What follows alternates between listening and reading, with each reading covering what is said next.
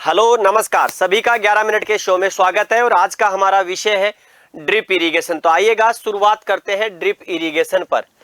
अगर हम यहाँ पर बात करें, देखिएगा ड्रिप इरिगेशन क्या है। ड्रिप इरिगेशन, अगर हम ड्रिप इरिगेशन की बात करते हैं तो ये ध्यान रखिएगा कि इसे क्या कहा जाता है। इसे ट्रिंकल और साथ में ही माइक्रो इरिगेशन के नाम से भी जाना जाता है। माइक्रो इरिगेशन के नाम से भी जाना जाता है, ठीक है, ये भी कहते हैं इसे।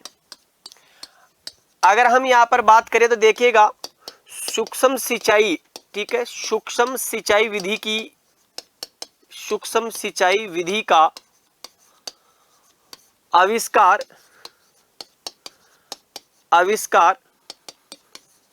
सिमचा ब्लोच, और ये सिमचा ब्लोच जिसको कह सकते हैं कहाँ के हैं, इजराइल के।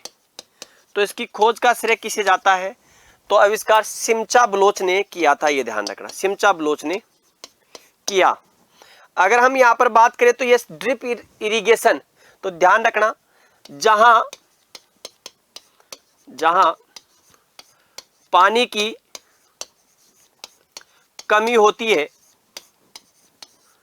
वहां अधिक उपयोगी है। ये अधिक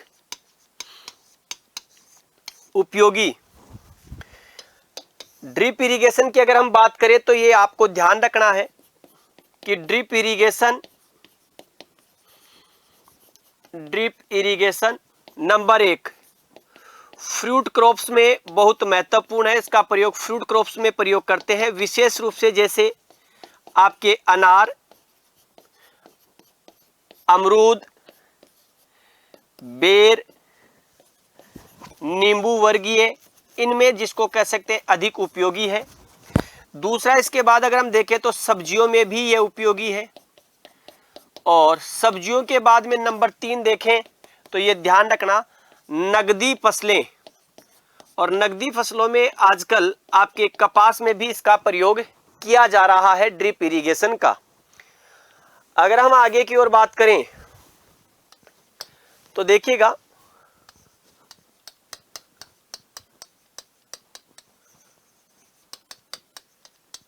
ड्रिप इरिगेशन में जो पाइपलाइन होती है वो या तो होती है आपके पीवीसी की या होती है एचडीपीई।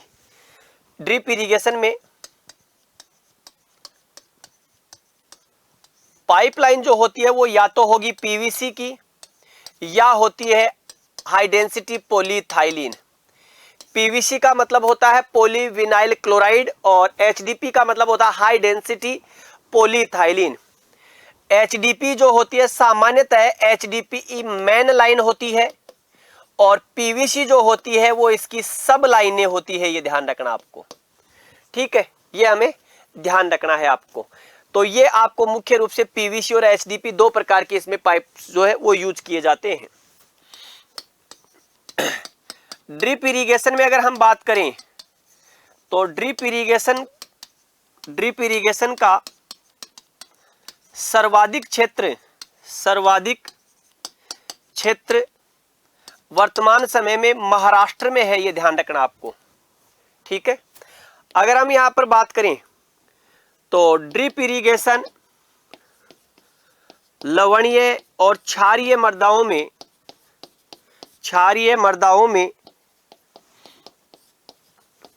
में अधिक उपयोगी, ठीक है। कारण है इसका एक तो इवोपोट्रांसपायरेशन कम होता है, ठीक है। तो आपको ये ध्यान रखना ईटी कम होती है, ईटी कम होती है। किसकी ईटी कम होती है, तो ये ध्यान रखना ड्रिप इरिगेशन की।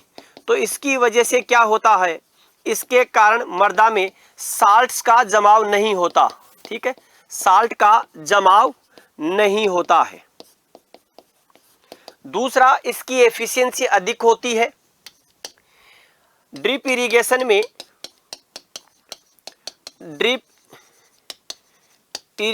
में पानी सीधे पादपों के रूट जोन में दिया जाता है, जिसके कारण वाटर यूज एफिशिएंसी अधिक होती है। ठीक है, तो वाटर यूज एफिशिएंसी क्या होती है इसकी, अधिक पाई जाती है। अगर हम आगे बात करें ड्रिप इरिगेशन में, तो यहां देखिएगा ड्रिप इरिगेशन मेथड में, ड्रिप इरिगेशन मेथड में जल की जो बचत होती है वो जल बचत लगभग 50 to 75%, 50 से 70, 75, 80% तक बचत होती है। और ड्रिप इरिगेशन में जब हम बात करते हैं तो ये भी ध्यान रखिएगा कि ड्रिप इरिगेशन में वाटर यूज एफिशिएंसी, इसे कहते हैं जल उपयोग दक्षता। तो याद रखिएगा जल उपयोग दक्षता सिंचाई की सभी विधियों में सर्वाधिक, सिंचाई की सभी विधियों में सर्वाधिक। और कितनी होती है वाटर यूज एफिशिएंसी इसकी, 90 to 95% तक इसकी वाटर यूज एफिशिएंसी होती है। अगर हम यहाँ पर बात करें ड्रिप इरिगेशन में, याद रखिएगा ड्रिप इरिगेशन में जो जल दबाव होता है, तो मैं जल दबाव आपको बता देता हूं। नंबर 1, इसकी जो मुख्य पाइपलाइन होती है, उस मुख्य पाइपलाइन का जल दबाव जो होगा वो लगभग 4 से 6 kg वर्ग सेंटीमीटर होता है।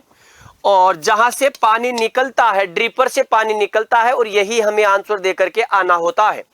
अगर आपसे अलग अलग पूछे तो भी बता देना। सब लाइन में 1.5 से 2.5 kg वर्ग सेंटीमीटर, और हमें यही आंसर देना होता है कि ड्रिप सिंचाई विधि में जल का दबाव होता है तो इसके माध्यम से निकलता है, धीरे धीरे पानी निकलता है, ये ध्यान रखना।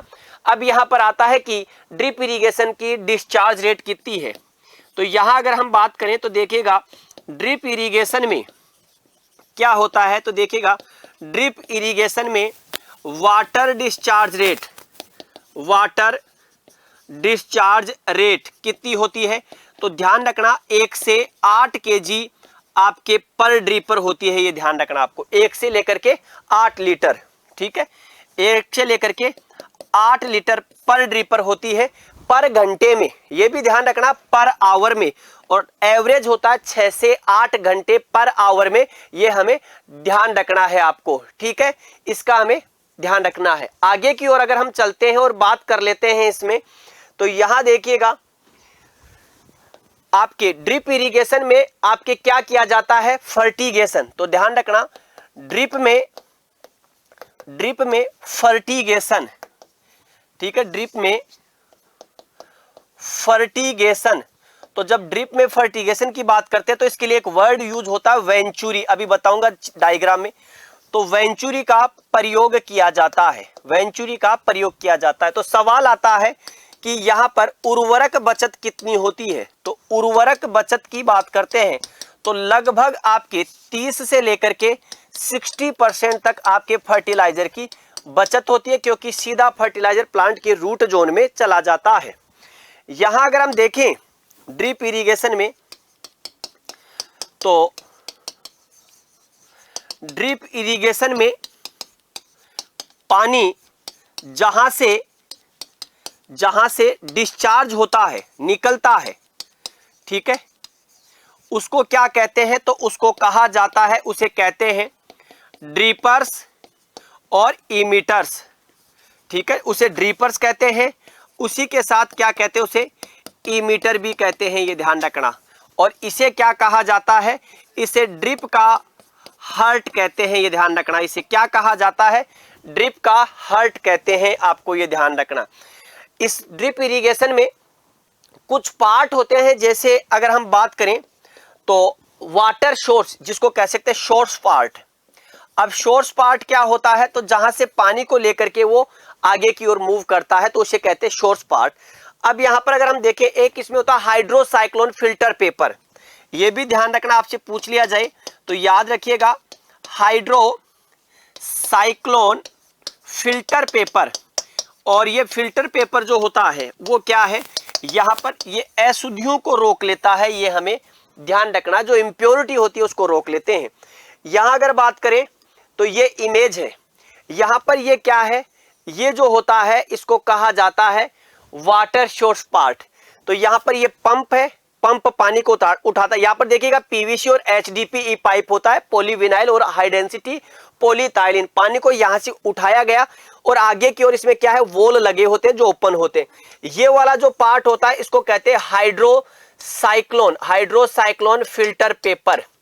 यहाँ पर जो भी अशुद्धि मिट्टी वगैरह होती है वो यहीं पर रुक जाती है। इसके बाद में ये वाला जो पार्ट आपको दिखाई देते हैं इसको इंजेक्टर या वेंचुरी के नाम से जाना जाता है, जो कि आपके फर्टिगेशन या केमिगेशन या हार्बिगेशन को शक करता है और सैंड फिल्टर पेपर से होता हुआ आपके आगे की तरफ ये वाली जो होती है, ये वाली क्या है आपके, ये ध्यान रखना, ये मेन पाइपलाइन है।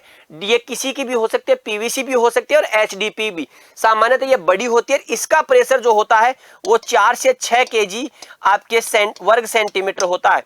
इसके बाद में यहाँ पर ये सबलाइन होती है और यहाँ पर ये जो आपके पौधे हैं इसी पर क्या लगे होते हैं, ड्रिपर्स लगे होते हैं। इसी पाइपलाइन को आगे से क्या कर देते हैं, आपके बेंड कर देते हैं, जिसके लिए वर्ड यूज होता है एंड कैप लगा करके, ताकि पानी नहीं निकलता है। और ड्रिपर और इमिटर्स, यहां अंत में क्या होता है, फ्लश वाल्व होता है जिसको साफ किया जाता है। अगर इसमें आपके किसी भी वजह से क्या है, लवण जमा हो जाते हैं तो उसके लिए हाइड्रोक्लोरिक एसिड 10% का यूज किया जाता है। ये हमें ध्यान रखना है इसकी सफाई के लिए।